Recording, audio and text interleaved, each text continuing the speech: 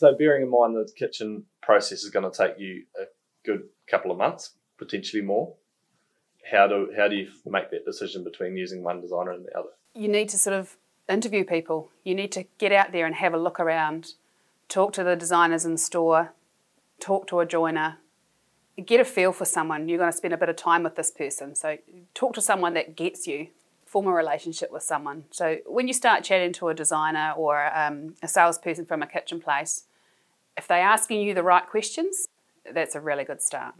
Yeah, choosing your designer really does come down to relationships.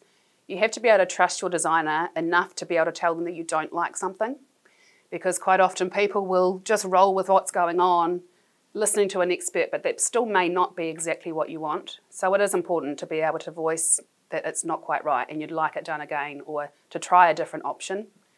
Kitchens cost a lot of money, so getting it right first time is essential.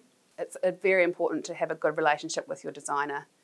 A designer should offer you all the different options. You might have a pretty strong idea of where you want to go. A designer should show you the ins and outs and the negatives and the positives to what you want, and to give you the option to make the decision ultimately. So yeah, a relationship with your designer is crucial. It needs to be honest and open and two-way. The results you get from working with someone that you trust and enjoy being around makes a huge difference to the end result. Choosing a kitchen manufacturer is a pretty big deal.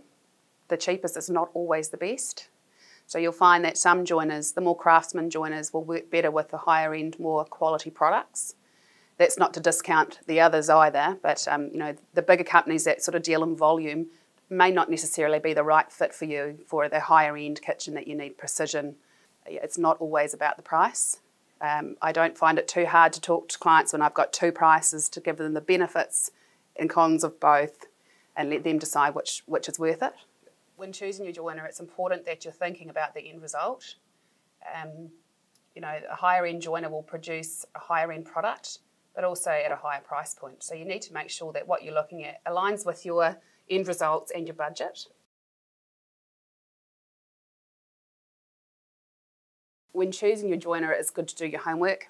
You need to sort of consider the work they've done before. How long have they been around? Are they going to be there tomorrow when things may go wrong? You know, if you've got a cabinet front or a drawer runner that fails in the first 3 or 4 years, you want to make sure that that manufacturer is still going to be there to be able to fix it for you. Most of the hardware has a lifetime warranty. Not every joiner is around for a lifetime, so you do need to do a bit of research, who they are, how long they've been around, and the quality of aftercare that they can give you.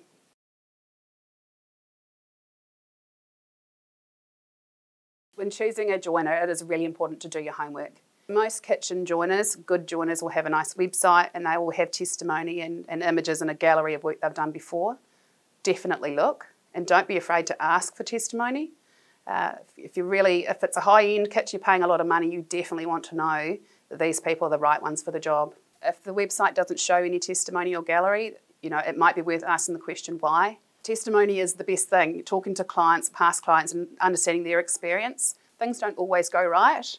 It's all about how it's managed.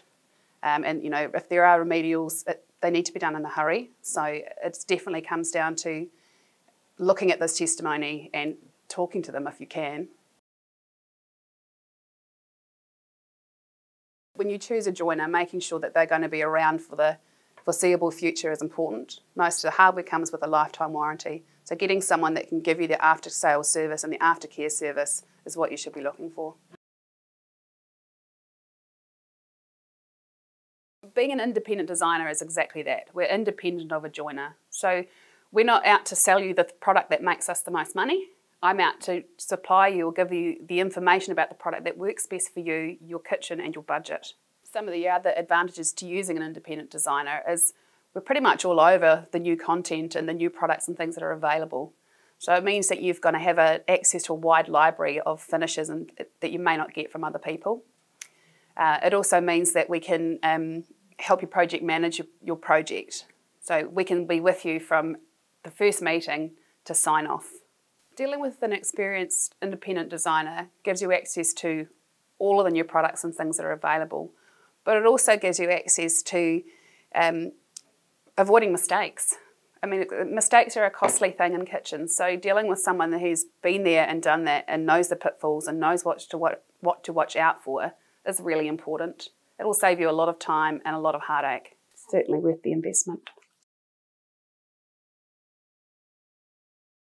When planning your kitchen, timing is everything.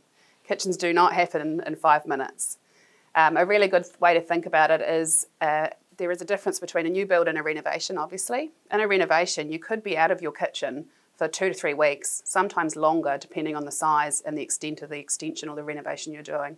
So planning for your renovation is really important. Comes down to a couple of things. That will be the joiner that you choose and how popular they are and how busy they are. The types of materials you're going to use on your fronts. Some are quick, can take sort of 3 to 4 weeks. Others will take 5, 6, 7 weeks to manufacture. So it's really about getting the right advice and getting a good time frame from your joiner or your designer. It helps a lot with the process. You cannot rush a kitchen renovation. They will be what they will be. Quite often in a renovation, you won't know what's going on behind the old cabinets until they're out. There's always issues with flooring, walls aren't level. There can be quite a lot of remedial work that goes into it in a renovation before the new cabinetry can go in. And you may have planned on a 3-week journey and it's going to actually, in reality, take you 4 or 5. So it is good to be a bit more realistic with the time it's going to take for a renovation and be prepared. Kitchens around Christmas is always a bit tricky. People will think about a renovation and think, right, I'm going to do it before Christmas. I've got guests coming from overseas. That is a recipe for disaster in my experience. Joiners get full, installers get full, things get delayed, and what that has is a ripple effect on the rest. So if you've got your installer booked for the Monday and the plaster hasn't dried or the painter hasn't finished, at that time of year, it's very unlikely that you'll be able to slot in a few days later because there just isn't enough space.